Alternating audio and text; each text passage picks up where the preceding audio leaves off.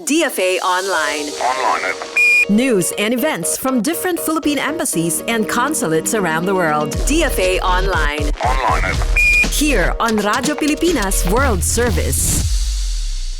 Good day, I am Win Peñano with today's DFA Online. At least 68 Filipino detainees in the United Arab Emirates or UAE have been granted a humanitarian pardon. The Department of Foreign Affairs or DFA made the announcement Tuesday, saying the UAE government's decision came in line with last month's Eid al-Adha celebrations. In a statement, the DFA described the move as a generous and benevolent gesture that reflects the strong bilateral ties between the Philippines and the UAE, calling it a lasting gift to the families of the pardoned individuals. Details on the release process have yet to be provided. In his fourth State of the Nation address or SONA, President Ferdinand R. Marcos Jr. highlighted that more than 600 Filipinos convicted abroad have received pardons in the past 3 years. The president attributed the development to the country's strong diplomatic engagement with host nations, including UAE, Qatar, and Bahrain. DFA Online. Here on Radyo Pilipinas World Service.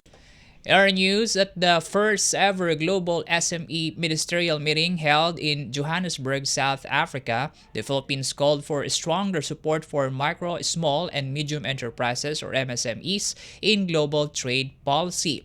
Foreign Affairs Undersecretary Charles Jose, speaking before delegates from over 60 countries, emphasized the need for responsive regulations and strategic investments to empower MSMEs as engines of inclusive growth. The meeting concluded with a landmark call to action, which the Philippines helped shape, pushing for more support for women, youth, and underserved groups in trade.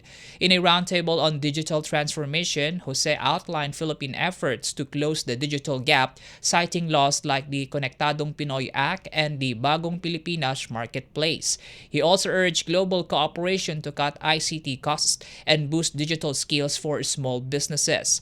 On the sidelines, Jose reaffirmed ties with the International Trade Center, highlighting ongoing projects like Arise Plus and Digital Pinas. The Philippines also pledged to continue advancing the MSME agenda through its 2026 ASEAN chairmanship and the upcoming WTO ministerial in Cameroon.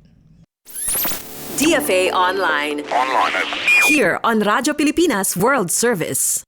More news from the Philippine Service posts. The Philippines Department of Economy, Planning and Development or DepDev conducted a 2-day learning visit to New York and Pennsylvania to support the implementation of the country's National Innovation Agenda and Strategy Document 2023 to 2032.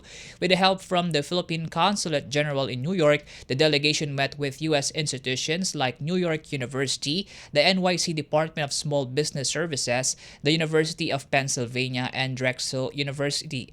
Undersecretary Rosemary Edelion led the delegation, which explored best practices in innovation, governance, entrepreneurship, academic collaboration, and inclusive business support. DepDev highlighted the relevance of U.S. models for university-based innovation, digital entrepreneurship, and MSME development in shaping a more inclusive and dynamic innovation ecosystem in the Philippines. This visit marks another step in the country's push for innovation-led growth. DFA Online. Here on Radyo Pilipinas World Service. And that wraps up today's DFA Online. For Radyo Pilipinas World Service, I am Win Peñano. Good day. DFA Online. News and events from different Philippine embassies and consulates around the world. DFA Online. Here on Radyo Pilipinas World Service.